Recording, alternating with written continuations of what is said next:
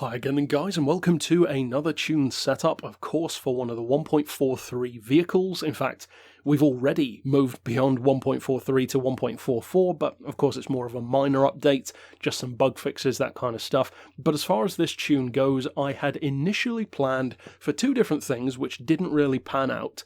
One was to potentially do a drift build, but then I thought, well, you know what, I've already done that on the Sprinter Truno, and they're so similar you can pretty much use the same tune for both anyway, so that is kind of pointless. So if you were hoping for a drift tune from me, go and check out that video instead. It is in the drift playlist.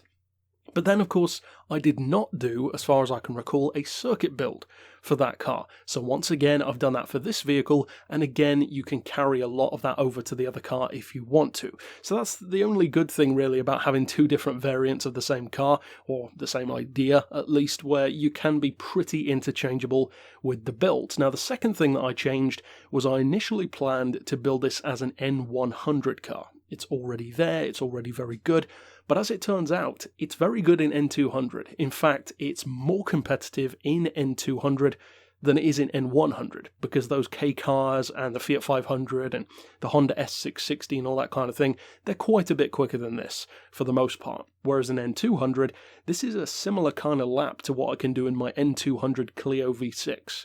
So that's pretty good, considering that that has way more power, way more torque to begin with. It's more of a straight line missile compared to this thing. Whereas, of course, as I talked about in my review for the car yesterday, it's much more of a cornering vehicle. Now, as far as the upgrades go, it's very simple. Just tune the power up as far as it can go, because that's the peak of N200 anyway. Drop the weight as low as it can go as well. Traction control, of course, you want turned off. It will be quicker. If maybe you're less experienced or newer to the game, you could start out with it, but try to move away from that as quickly as you can, because you will ultimately get more car control rather than letting the aids do it for you. Same goes for ABS, really, but I personally do like to use a little bit of ABS because I'm lazy more than anything else. As far as the tyres, we've got Sport Softs. Again, you can put racing tyres on that, of course, if you want to. It will be even quicker. I've discussed why before in other videos anyway. As far as the suspension goes, I've dropped the ride height as low as it can go. You've actually still got a pretty decent amount of clearance anyway, but of course that is to lower that centre of gravity in particular. As far as the frequency on the springs, we've got 1.9 for the front and the back, then 8 and 7 for the anti-roll bars, 65 for the compression on the dampers, 92 on the rebound. As far as the camber, it's pretty hefty for a car like this. You don't really need that much camber necessarily, so you could lower the front in particular if you wanted to. It's more so the back that really helps the control, makes it less tail happy. So again, you can chop and change that if you want to, try different things, see what you prefer really. As far as the toe, that is neutral as usual. Downforce of course doesn't apply for this one. For the diff, again, very personal part of tuning. I've gone for the lowest on all three. That might not suit you. You might want to try something different, or just try something different for the sake of it. By all means, do so. Test it out, make a Frankenstein tune, something between you and me. And then as far as finding the gearbox, which of course you will want to change if you do use it in N100, which by all means you can if you want to. You want the fully customized transmission, auto setting of 149 miles an hour. Then for the individual gears, 2.45, 1.6, 1175, 925 and 775 with a final drive of 4.3. So, of course, it's not a top speed car anyway. The acceleration is the stronger point when it comes to straight line speed, but it's all about the handling. It's all about the average speed through the corners, just like K cars, the classic Mini. They're all very similar in that way.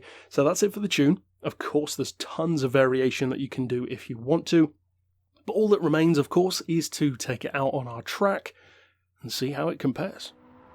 Well, as I said, it compares very well, actually, in N200 to the other cars. It compares better than I expected it to be honest, because N100, it already feels good, and also you don't need to worry about power so much, because none of the cars are particularly powerful in that category, so any kind of advantage in straight line performance is usually enough to win. This one, though, didn't necessarily fare as well in that category, on this track at least, than I expected it to. In N200 though, the cornering really does come to your advantage. When you boost the power, it kind of has the effect of filling in the gaps. It's kind of the opposite effect actually to what I would usually do when I tune a muscle car. With a muscle car, you don't need to give it more power, it's already got the power. You need to focus on the handling, and then you fill in the gaps. Likewise with the AE86, you don't really need to improve the handling as much because the handling is already good, so improve it a bit but then focus more on the power. Once again you're filling in the gaps and making it a better all-round car, and that's definitely the case here in N200.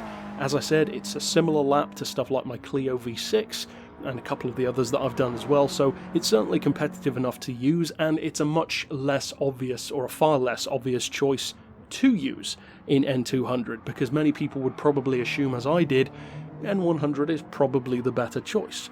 But from that point of view, you can kind of use it as a bit of a sleeper car. So if you do decide to use this as a circuit build, or go over and check out the drift build that I did on the Sprinter and kind of modify that for this, either way, of course, I hope you have a lot of fun with it. Check out my other tunes here on screen, and for now, as always, thanks for watching.